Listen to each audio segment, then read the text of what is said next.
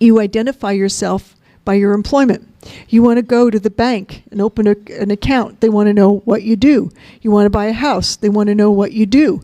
If you don't have work, how do you identify yourself in this society? How do you have meaning? Do we have meaning if we aren't working?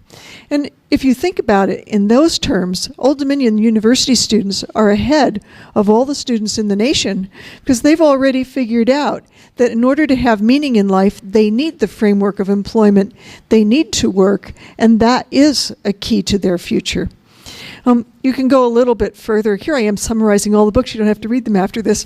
The World is Flat. And you read that book by Friedman. And he says, well, work is going to change and the patterns of work are going to change.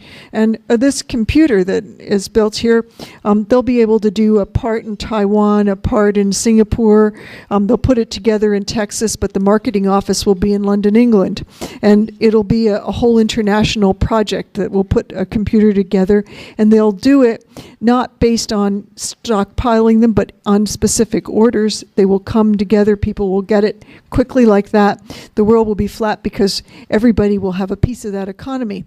Well, when you read that, you think, well, that's really great because what that does is means that there won't be any more wars because every nation is going to depend on another nation and we won't be able to afford to fight each other. We'll need each other because otherwise our computers won't work. But it also is a very interesting thesis because it only works those cheap parts that have to be made where he has them being made in Singapore and China right now.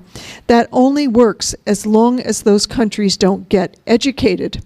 And we all know that as soon as people get jobs, the next generation gets educated and don't want to do those jobs. And the world is only a finite space.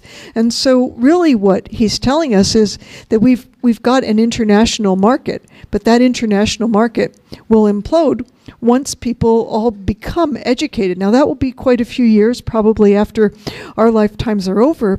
But again, what will be important is how we define ourselves and what we do in life. And those are the questions that are really important and really ones that we need to grapple with today and tomorrow because we need to plan the long-term future.